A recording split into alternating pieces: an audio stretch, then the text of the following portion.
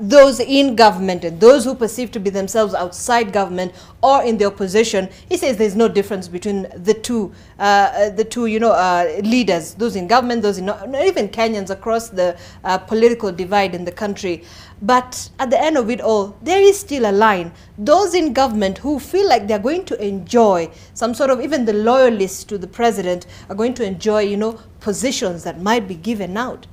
In a pure parliamentary democracy like the UK, you have a government and then you have the opposition. Yes. Even the way they sit on those benches. So you are known as an opposition leader and you are the government leader.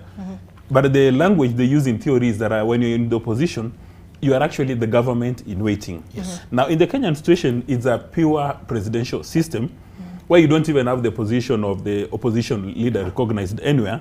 But instead, you have a minority and a majority leaders. Now, sometimes the minority leaders claim that, in fact, they're not in government. But when you look at them carefully, they've got they enjoy benefits associated with somebody in government. They run with the GK vehicles, because I think the minority leaders are given GK vehicles, GK drivers, and everything else. So when you come across a politician who says that I want to go to government, ndio niletea watu wangu maendeleo, that is voodoo thinking, that is toxic politics, because they are running away from responsibility. And Kenyans must take note, therefore, that if you come across a politician who says that I'm moving to Kenya Kwanza or I'm moving to Azimio because I want to be in government, that is very, very lazy thinking.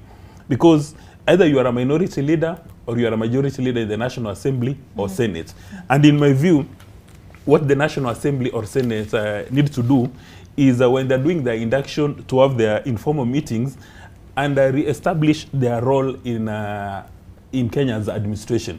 That their responsibility would be to Mora, but not to the party agenda. So that if you're in a member of the National Assembly, but on the Kenya Kwanza side, or the Senate from Kenya Kwanza side, and Azimio comes with a bright idea, which is going to benefit Kenya, you must support that idea to the hilt.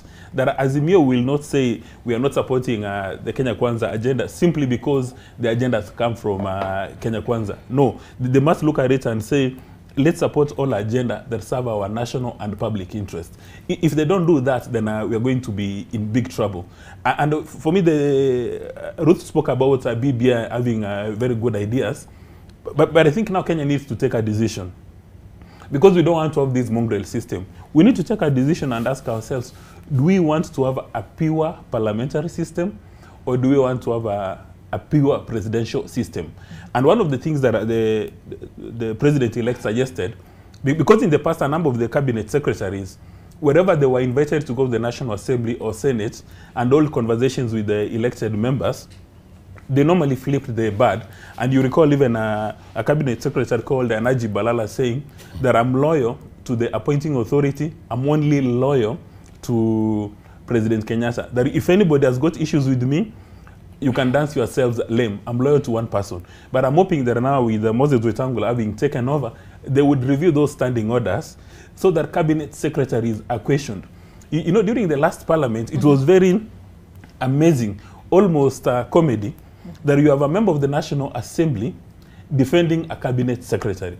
Because the cabinet secretary has no capacity to come to the floor and address issues. That the cabinet secretary, most of the time when they get invited, they just flip the bird on the members of the National Assembly. Or appear before the committees responsible. Yeah, even when they are invited to the committees, a number of them treated those committees with the highest level of contempt.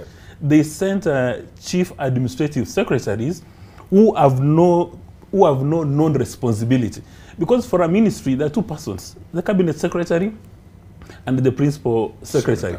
The cabinet, the CIS is just given an office somewhere next to the PIS and given speeches to read on his behalf. But he's not an authorized officer, he's not an accounting officer, he doesn't make policy, he doesn't take decisions. But because this cabinet secretaries treated the National Assembly and Senate with contempt, then they would send a CIS. Many times, actually times above number, those committees would tell the CS to go back. So we really hope that this time round, the cabinet secretary is appointed would treat the National Assembly and Senate with respect, and that Dr. Ruto himself will discipline any cabinet secretary who refuses to respect those summons. But it appears we might be opening up room for some sort of supremacy battles between the two levels of, you know, the cabinet secretaries and members of parliament when it comes to such kind of which would situations. be very good. The supremacy battles are going to be amazing, provided they serve morale for the benefit of the citizens. All right. Yeah, we don't want MPs, members of the National Assembly or Senate, to feel subdued,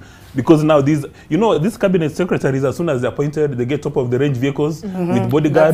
They come bulldozing everybody. So members of the National Assembly must have the alacrity to call any cabinet secretary who is insulting them.